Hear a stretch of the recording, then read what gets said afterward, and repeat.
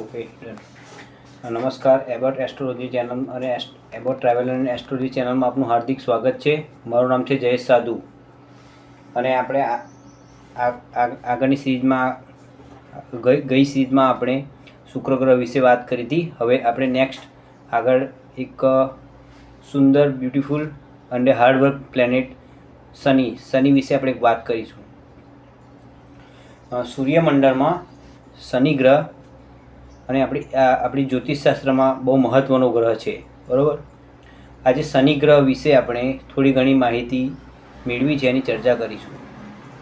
પહેલી વસ્તુ, જે આપણી ફ્યુચર અને આપણો અત્યારે વર્તમાન એની પર શું અસર નાખે છે એની આપણે વાત કરીશું.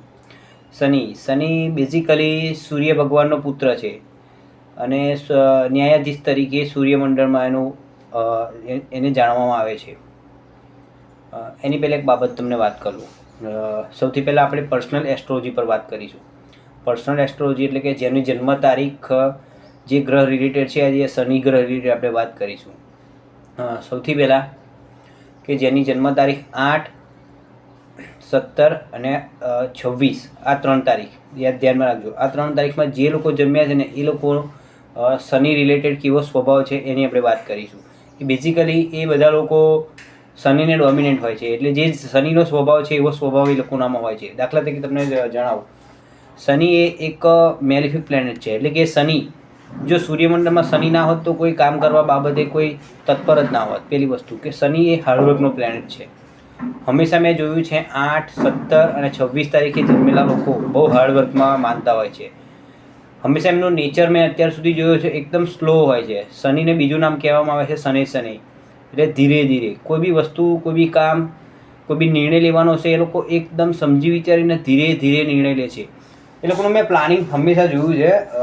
મોસ્ટ ઓફલી આ લોકો જે પ્લાનિંગ કરતા હોય છે ને એકદમ સ્ટેપ બાય સ્ટેપ અને લોંગ ટાઈમનું પ્લાનિંગ કરતા હોય છે. બીજી વસ્તુ કે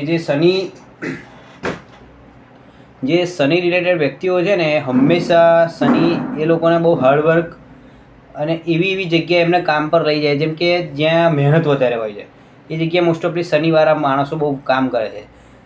બેઝિકલી શનિ ગ્રહ એ આપણા સૌરમંડળમાં આપણે જ્યોતિષશાસ્ત્રમાં શુદ્ર ગ્રહ તરીકે ઓળખવામાં આવે છે. શુદ્ર ગ્રહ એટલે કે જે સખત મહેનત અને રિઝલ્ટની આશા રાખતા હોતા નથી. શનિ વિશે એક બહુ પોપ્યુલર વસ્તુ છે. શનિ વિશે તમે જાણજો શનિની સાડેસાતી, બરાબર. એ આપણે આગલા ટોપિકમાં વાત કરીશું. સાડેસાતી શું છે, જે કે બેઝિકલી ચંદ્રને રિલેટેડ એ સાડેસાતી કહેવામાં આવે છે. આપણે સૌથી પહેલાં અત્યારે જોઈએ કે શનિવાળા વ્યક્તિઓ કેવા હોય છે, કેવી જગ્યાએ કામ કરતા હોય છે. અમે જો શનિ જન્મકુંડલીમાં શુભ અને અશુભ બે સ્થિતિમાં હોય છે, પણ મોસ્ટ ઓફલી શનિ શુભ સ્થિતિમાં હોય તો કેવા પરિણામો આપે છે અને અશુભ સ્થિતિમાં હોય છે કેવા પરિણામ આપે છે. આપણે મેડિકલ એસ્ટ્રોલોજીકલ જોવા જઈએ તો શનિ આપણા સ્નાયુઓ છે શરીરની અંદર, હંમેશા એ સ્નાયુઓને રિપ્રેઝેન્ટ કરે છે. જેમ કે જે લોકોનો શનિ કુંડળીમાં ખરાબ છે, જે લોકો શનિને રિલેટેડ શનિને રિલેટેડ જેને પ્રોબ્લેમ આવે છે, હંમેશા નસો અને આપણો જે સ્નાયુઓ છે એની તરફ પ્રોબ્લેમ આવે છે. શનિ કર્જનો કારક કહેવામાં આવે છે. કર્જ એટલે કે જે લોકોને દેવું થઈ ગયું હોય, જે લોકોને હંમેશા જોજો વ્યાજમાં ફસાયેલો હોય, કે શનિ હંમેશા કોઈ બી જગ્યાએ એ લોકોનો શનિ જોજો તમે એકદમ ખરાબ હશે. દાખલા તરીકે શનિ એ કોઈ બી જગ્યાએ બેસે છે કુંડલીની અંદર, એની વૃદ્ધિ કરે છે.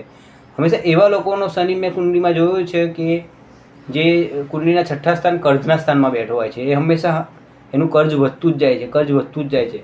પણ એની માટે બી એક રૂલ્સ હોય છે કે શનિ જ્યારે આપે છે ને એના રાજાથી રંગ અને રંગથી રાજા, એટલે ગરીબીથી અમીરી અને અમીરીથી ગરીબ બી બનાવી શકે છે. હું તમને એક ઉદાહરણ આપું. દાખલા તરીકે મારું ખુદનું ઉદાહરણ છે. જ્યારે હું જે આ ફિલ્ડમાં જ્યોતિષશાસ્ત્રની ફિલ્ડમાં જ્યારે હું આવવાનો હતો ત્યારે મને ખબર બી નથી કે જ્યોતિષશાસ્ત્ર શું છે, કે એ કેવી રીતે ઉપયોગ થાય છે. પણ એ વખતના ટાઈમમાં મને ઇન્સ્પાયર થયો. જ્યોતિષ મને ખેંચી લાવ્યો છે, હું જ્યોતિષને કદી ખેંચી નથી લાવ્યો. એટલે કોઈ બી તમે પ્રોફેશન કરો છો ને એ સમજી લેજો કે એ પ્રોફેશનની અંદર તમે ખુદ નથી ગયા, તમને એ પ્રોફેશનની અંદર ખેંચવામાં આવ્યા છે જે ગ્રહો અને નક્ષત્રો તરફથી. એ સત્ય હકીકત છે. હવે તમને હું એક વાત કહું, સાંભળજો, કે જ્યારે મારે 2017માં 16માં જ્યારે શનિની 7.5 એટલે મારી મકર રાશિ હોવાથી શનિનું ટ્રાન્ઝિટ મૂન પરથી ચાલતું હતું, મને ખબર હતી નહીં, એટલી લાઈફમાં પ્રેશર હતી કે વોટ કેન આઈ ડૂ, શું કરી શકું છું હું મારા લાઈફમાં, શું કામ કરું.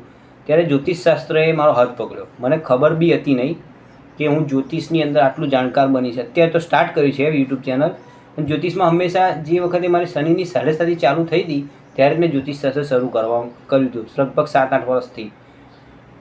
હવે શનિને જે લોકો માને છે એ પ્રમાણે શનિ સૌથી બ્યુટીફુલ અને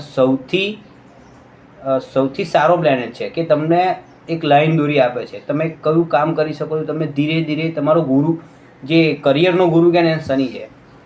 બસ આપણે આ વિડીયોમાં આટલું જોઈશું. આગલા વિડીયોમાં આપણે શોર્ટ એક નાની એવી ચર્ચા રાહુ અને કેતુ તરફ વળીશું.